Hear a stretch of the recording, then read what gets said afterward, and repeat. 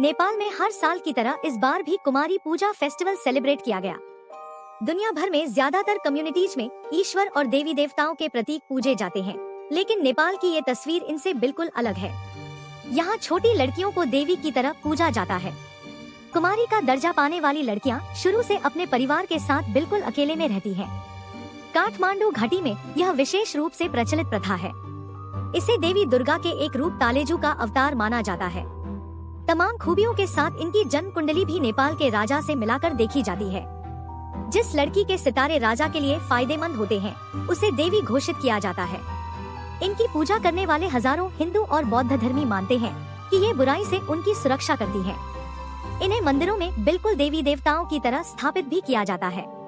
कुमारी परंपरा का पालन नेपाल के कुछ ही शहरों में किया जाता है, जो काठमांडू, ललितपुर, भक्तपुर, सांखू और बुंगामती है।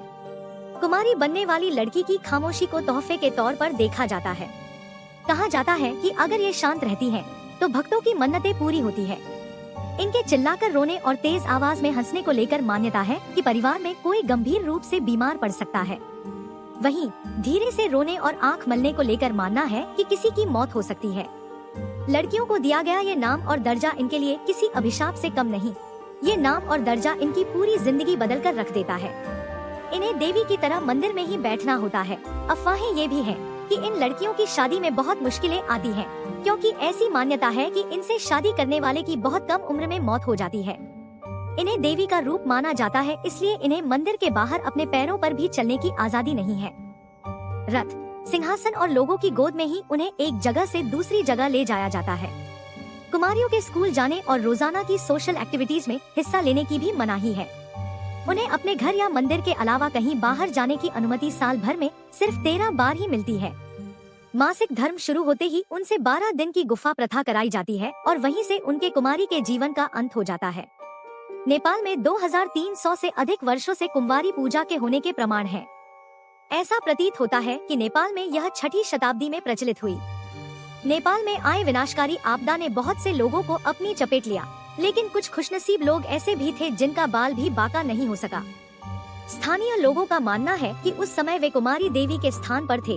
कुमारी देवी ने ही उनकी जिंदगी बचाई है। कैलेंडर के अनुसार 1757 में इस प्रथा की शुरुआत हुई थी। इस स्थान पर मल्ला राजवंश राज कर रहा था। मान्यता के अनुसार वह देवी तलेजू से मिलता था, लेकिन इस बारे में कभी किसी को पता नहीं चलने देना था। लेकिन एक रात राजा की पत्नी ने उसका पीछा किया। देवी इस बारे में जानती थी कि राजा की पत्नी छिपकर राजा की मुलाकात देख रही है। यह आभास होते ही देवी ने राजा से कभी न मिलने की बात कही। इस पर देवी ने राजा से कहा कि वह नेवारी समुदाय के सबसे ऊंचे कुल शाक्य कुल से एक पवित्र लड़की को खोजे, उसी में देवी वास करेंगी। शाक्य कुल से वे बच्चियां जो स्वस्थ हैं, कोई बीमारी नहीं है, जिनका एक भी दांत टूटा हुआ नहीं है और जिनके परिवार सोने या चांदी का काम करते हैं। जो बच्चियां इन मूल मापदंडों पर खरी उतरती हैं, वे आगे की परीक्षा देती हैं। दूसरी परीक्षा में उनके भीतर देवी होने के 32 लक्षण परखे जाते हैं। इन लक्षणों को जो पार कर लेती है, पुजारी उस बच्ची की और भी कठिन परीक्षा हिंदू त्योहार दशाईन की कालरात्रि के दिन लेते हैं। इस दिन 108 भैंस बकरा की बलि दी जाती है। इसके बाद बच्ची को मंदिर के आंगन में, जहाँ बलि दिए गए जानवरों के सिर रखे जाते हैं, वहाँ कुछ कुछ मोमबत्तियाँ जली होती हैं और मुखौटा पहने कुछ पुरुष नाचते हैं। इस सब से अगर बच्ची डर जाती है तो उसे देवी बनाने से मना कर दिया जाता है, और अगर नहीं डरती है तो आखिरी परीक्षा में उसे अंधेरे कमरे में कटे हुए जानवरों के सिरों के बीच छोड़ दिया जाता है, जहां उसे उनके बीच से पुरानी कुमारी देवी की चीजें खोजनी पड़ती हैं। वह ऐसा बिना डरे अगर कर लेती है तो पुजारी उसे कुमारी देवी यानी जीवित देवी घोषित कर देते हैं। 2008 में नेपाल हिंदू राष्ट्र से एक लोकतंत्र बना, लेकिन लोकतंत्र बनने के बावजूद ये प्रथा खत्म नहीं की जा सकी है। हालांकि कोर्ट ने कुमारी की शिक्षा पर जोर दिया है, जो कुमारी घर में रहते हुए कराई जाती है। लेकिन सरकारें यह प्रथा क्यों नहीं हटा रही हैं? वजह है लोगों का विश्वास या कहिए अंधविश्वास। नेपाल के हिंदू और बौद्ध इस प्रथा से खुश हैं। ऐसे में वहाँ की सरकारें इस प्रथा के खिलाफ बमुश्किल ही कोई कदम उठाएंगी।